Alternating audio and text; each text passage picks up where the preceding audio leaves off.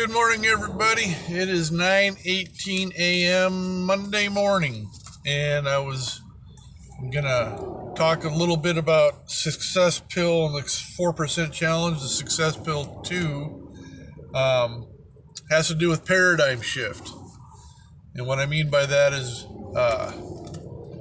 basically what Vic says. It's an awareness, right? So most people that make 5,000 a month only do so because they're not aware they can do 50,000 a month. And that does make a lot of sense. If you're not aware that you can actually expand and move up, you're not ever going to do it. You're going to stay in that rut because it pays the bills and all that crap, If you can expand your level of awareness, your earning potential is unlimited. By reaching your level of awareness, you figure that out pretty quick. And as Vic always says, success isn't making a lot of money. It's being happy, the right mindset. Success attracts money, and it's kind of a marker for where you're going. And what I mean by that is it's just a way to keep score, right? So think of a baseball game or something. It's just keeping score. Who's got more runs? We think in pictures. When somebody says, I have a red car, they're not picturing a blue car. They're not thinking how to write that down. They're thinking red. They see red. And he also states that a confused mind won't take action, which is true. If you're confused, you don't take action. Your subconscious mind controls everything.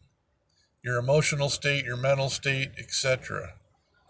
And that's pretty much what I got out of 2.1. If you're wondering why I'm looking around, I'm sitting on the side of the freeway getting ready to go to work. But I figured I'd knock this out and get it done before I go and do that. In 2.2, we go into the 13 principles of Napoleon Hill's Think and Grow Rich, but I went on the abridged version of Earl Nightingale, how he explains it in Success Pill. There's 13 proven steps to the riches. The number one is desire. The first step toward riches, you can accomplish this for which you wish to, or wish with all your desire. It can and should be yours. I'm sorry, I can't read my writing. I took some notes. The first step toward riches is what you can accomplish with all your desire.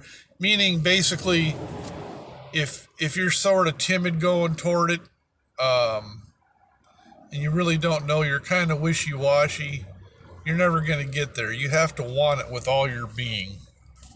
And if you do that, it will become yours. So that's what I got out of that. Number two, your desire isn't all-consuming. Oh, if your desire isn't all-consuming, like I just said, to get to your goal, do not be timid in pursuing your desire. And there's 6 principles to achieve your desire. He goes into it. He says, number 1, fix in your mind the exact amount of money you want. Be definite. You got to be definite in the amount. You can't just say, I want to be rich. Well, how rich? $100,000 a month, $1 million a month, $1 million a day. And then he goes into step 2. Determine exactly what you intend to give in return for the money, as there's no such thing as something for nothing. In other words, what I'm doing here is trying to bring what I see towards other people so it might help them out. And that's what I'm giving. That's what I got to give, so that's what I'm giving. Number 3, establish a definite date in which you intend to possess the money or object that you desire. So if you don't have a date, that could be any time, right?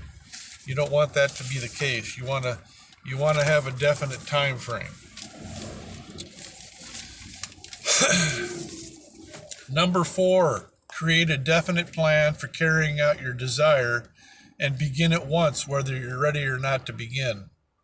It's kind of like they say, your conscious mind makes up the subconscious mind. And if you step forward and you start doing it, kind of like Sir Richard Branson has said, if someone gives you a great opportunity and you don't exactly know how to go about doing it, start doing it anyway and figure it out along the way. Which he's right. You gotta figure this stuff out, folks. It's just not going to hand itself to you sometimes unless you're just that lucky. 5, write out a clear, concise statement of the amount of money you intend to acquire. Set a time limit for when you will have this money or object.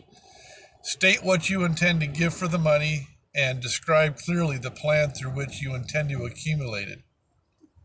Pretty simple. I don't think I need to go into that. I've already covered that kind of.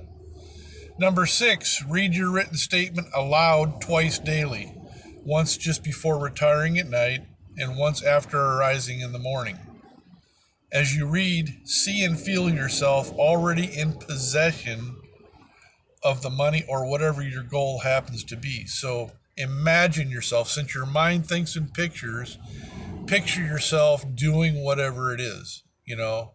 I don't know. You could be owning a golf course, sitting behind the counter, just renting stuff out to people, or like me, I see myself surrounded by millions and millions of dogs that I take care of on a daily basis because I want to start and run an animal shelter.